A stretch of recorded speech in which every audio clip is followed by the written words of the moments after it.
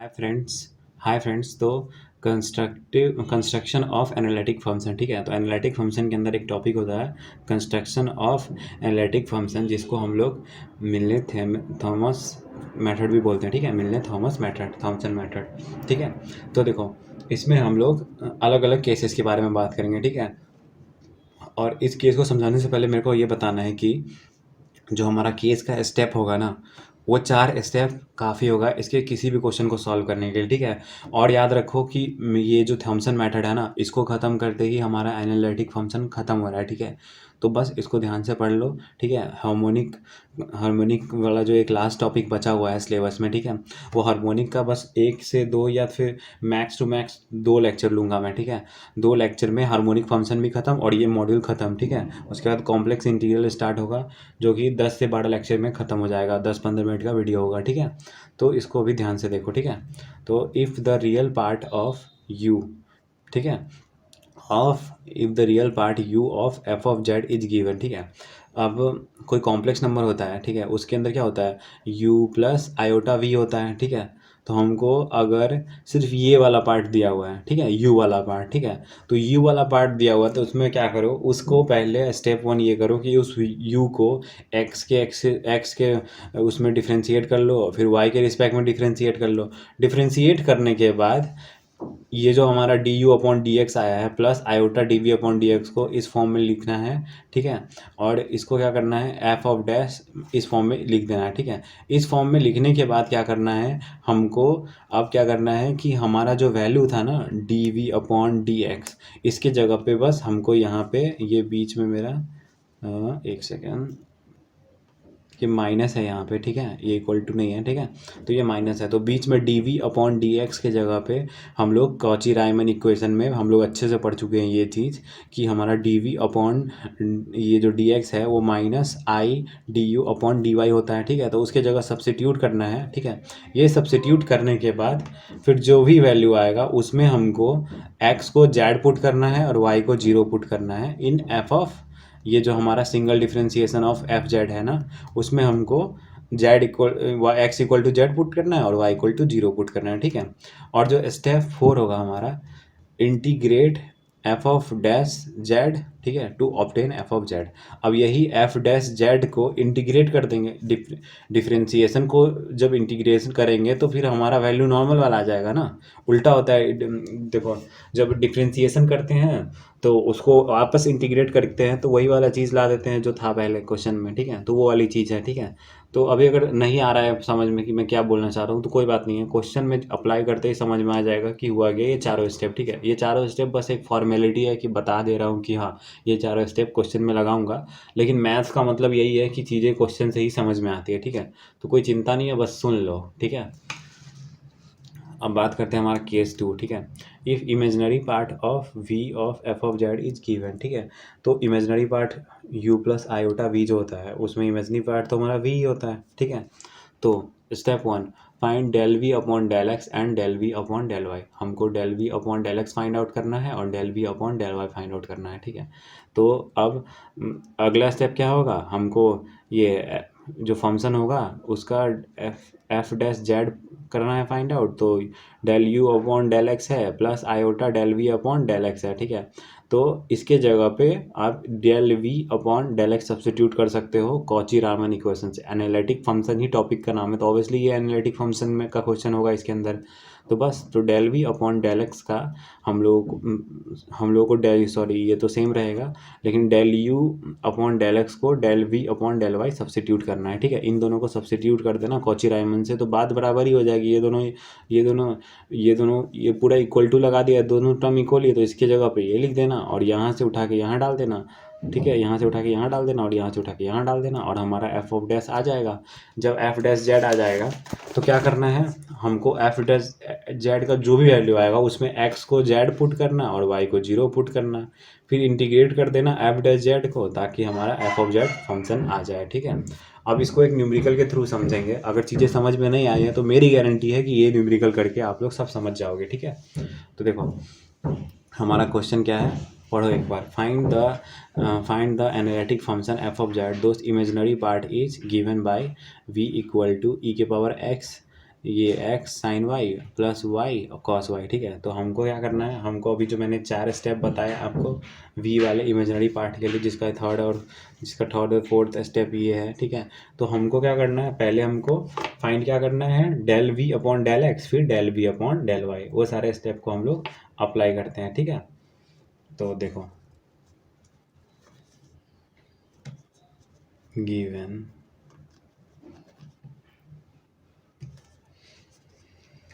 v equal to e की power x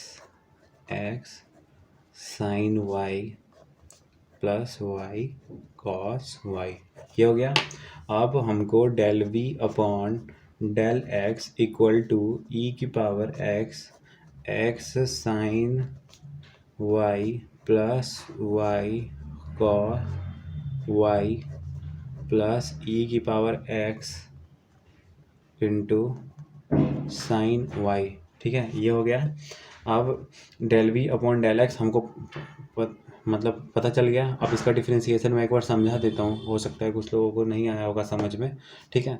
तो देखो जो हमारा e की पावर x है ना, ये पहले देखो v equal to A into B मान लिया, ठीक है। और मल्टीप्लाई में कैसे इंटीग्रेशन करते हैं, पहले एक को इंटीग्रेशन करो और दूसरे को नॉर्मली लिख दो, फिर दूसरे को इंटीग्रेशन करो और फिर एक को नॉर्मली लिख दो। तो मैंने पहले e की पावर x का डिफ्रेंशिएशन किया, तो e की पावर x का डिफ्रेंशिएशन सेम e की पावर x आ जाएगा, ठीक है। और दूसरा पार्ट सीधा सीधा उठा के डाल देने का, ठीक है। और दूसरा e की पावर x को टच नहीं करना है और दूसरे पार्ट को हमको डिफ्रेंशिएट करना है। तो इस पार्ट में देखो हमको x के रिस्पेक्ट में डिफ्रेंशिएट करना है, तो ये जो दूसरा पार्ट दिख रहा है बॉक्स के अंदर, ठीक है, तो y कॉस y, ये वाला टर्म तो जीरो हो जाएगा क्योंकि इसमें तो x जैसा कोई है नहीं, हमको तो x का डिफ्रेंशिएशन करना है ना। और इसमें साइन y हमारा कॉमन हो जाएगा, ठीक है, बाहर आ जाएगा क्योंकि ये कांस्टेंट है और x का डिफ्रेंशिएशन 1, तो e की पावर साइन y, ठीक है, पहला आ गया। अब दूसरा आपके दिमाग में आना चाहिए कि दूसरा हमारा डेल वी अपॉन एक्स का हो गया। अब डेल वाई के उसमें कर देते हैं अब, ठीक है। तो वाई में क्या होगा, अब वाई में करेंगे तो पहले हम लोग किसको पहले हमारा ई के पावर एक्स अगर वाई के डिफ्रेंशिएट में है तो वो तो कांस्टेंट आ जाएगा, तो हमारा सिर्फ इस डब्बे को डिफ्रेंशिएट करना होगा, ठीक है। तो इसको डिफ्रेंशिएट करने के लिए एक्स तो कांस्टेंट है तो एक्स कॉमन आ जाएगा और साइन वाई का डिफ्रेंशिएशन कॉस वाई, फिर प्लस वाई कॉस वाई है, ठीक है।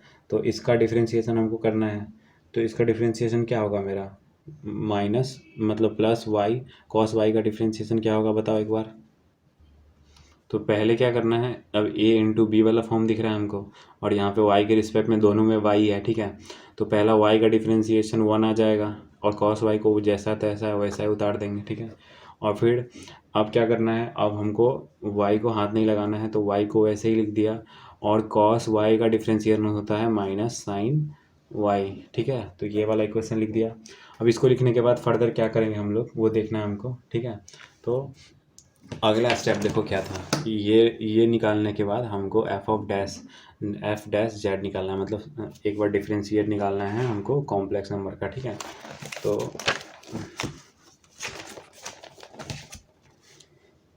हो गया हमारा, तो हम निकाल लेते हैं अब हमारा हेंस। अब बारी है स्टेप 2 की जो कि हमारा एफ डैश जेड, ठीक है। इसको निकालने की जरूरत नहीं है, इसमें हम लोग निकाल चुके हैं, बस हमको वैल्यू सब्स्टिट्यूट करना है, ठीक है। बहुत ही आसान सा क्वेश्चन है इसका, मतलब एनालिटिक फंक्शन तो बहुत ही ईजी है, ठीक है।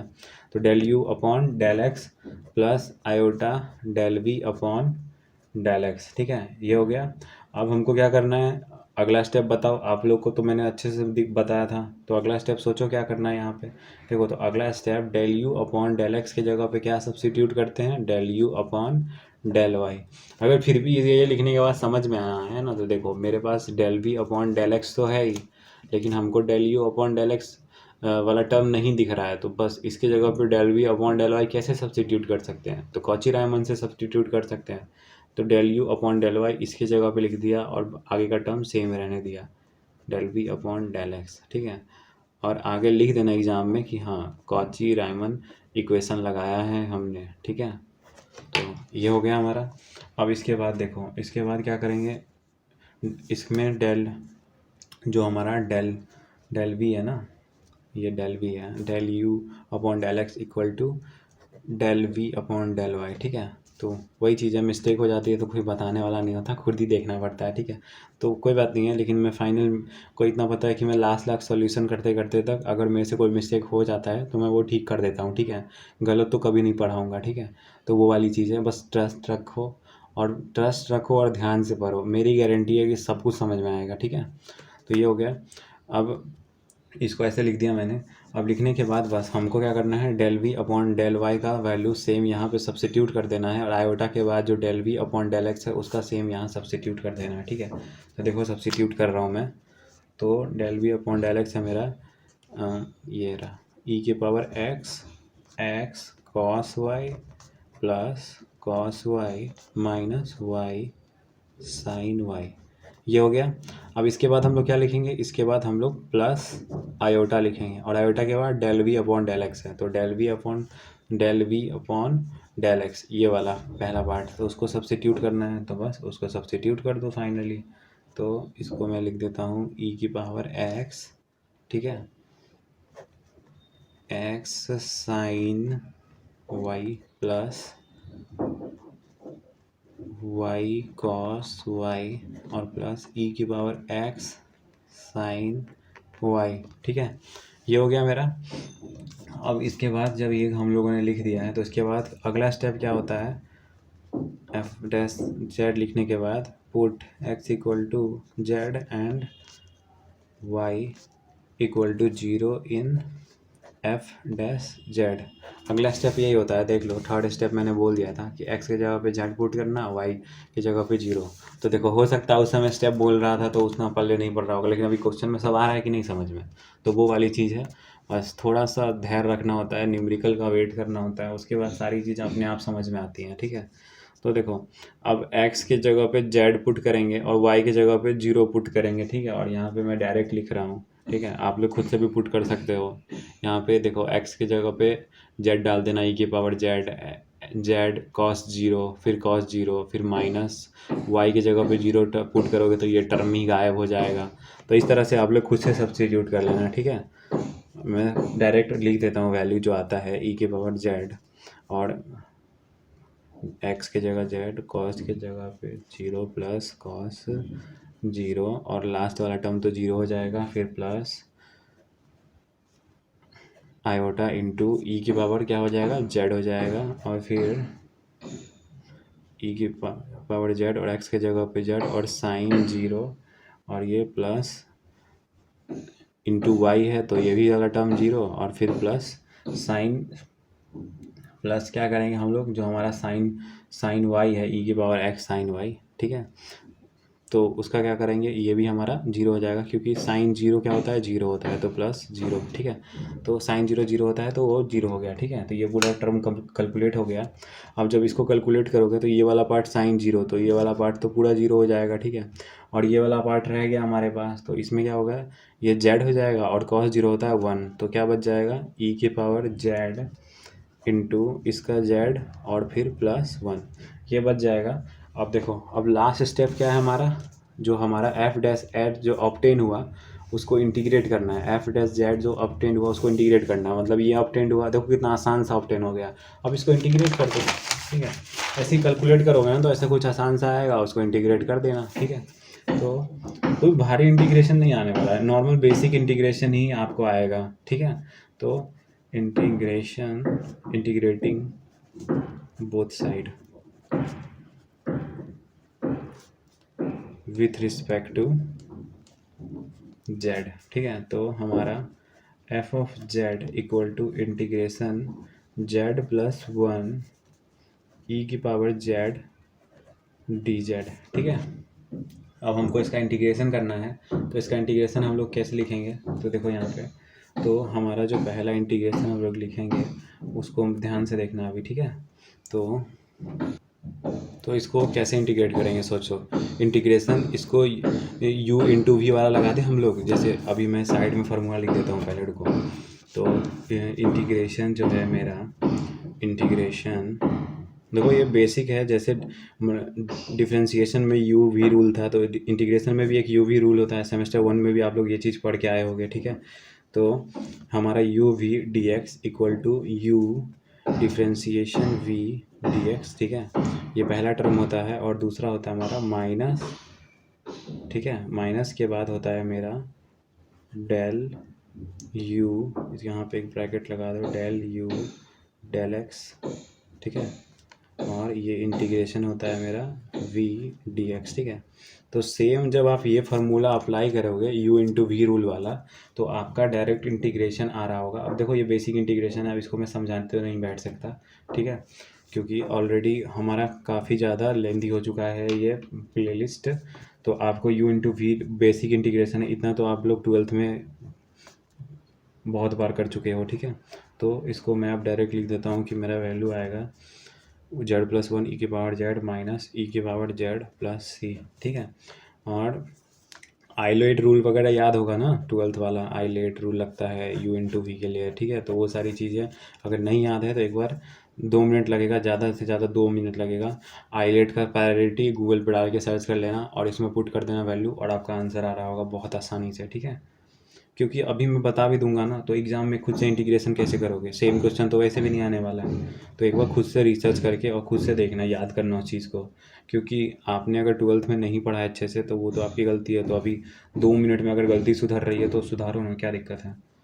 तो ये हो गया मेरा, और माइनस ई की पावर जेड, ठीक है, और प्लस, तो ये कट हो जाएगा मेरा, मल्टीप्लाई किया मैंने, और कट होने के बाद क्या बचेगा हमारा, एफ ऑफ जेड जो बचेगा वो बचेगा z इंटू ई की पावर z, और ये प्लस सी, ये बचेगा।